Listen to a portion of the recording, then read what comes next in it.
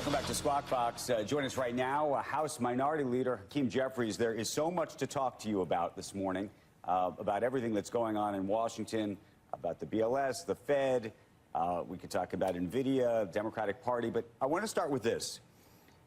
And by the way, mea culpa on me too, but I'm curious where you land.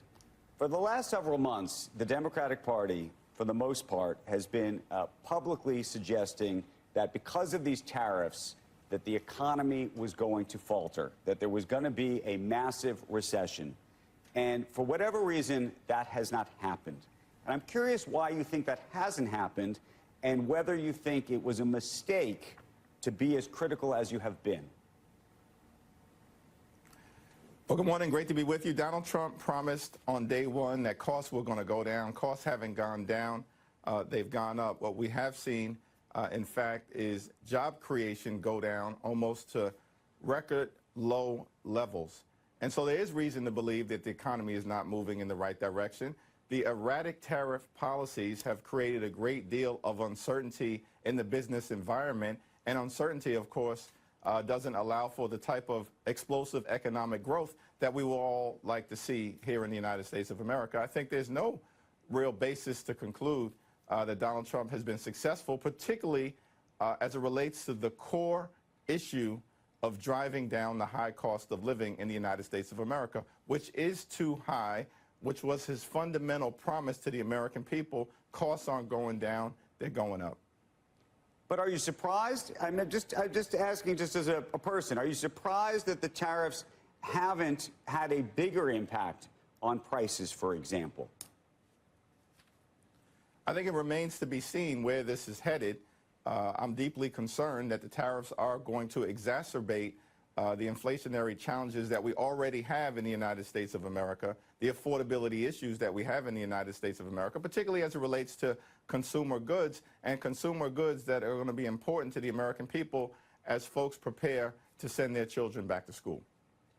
I guess, Mr. Speaker, I don't know about deflation and costs coming down. All I can tell you is that the inflation rate itself was 2.7% in the most recent read year over year versus it got to a high of 9% under Biden.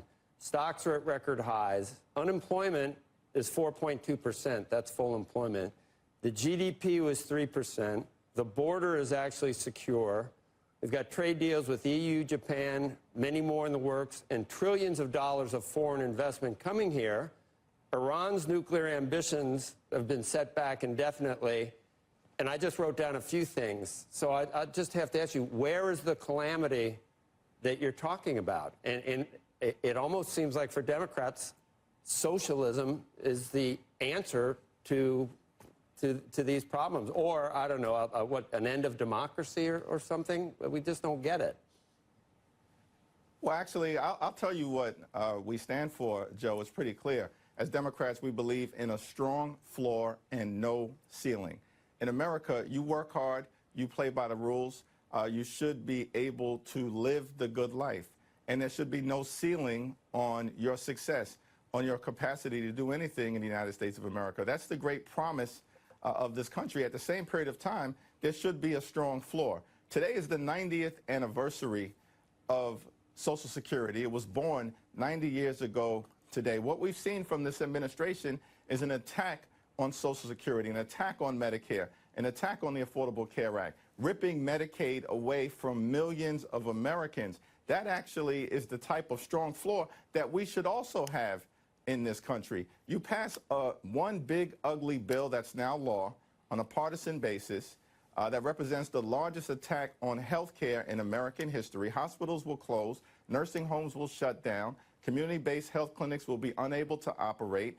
People all across the country are going to experience increased premiums, co-pays, and prescription drug prices. That's a problem for everyday Americans.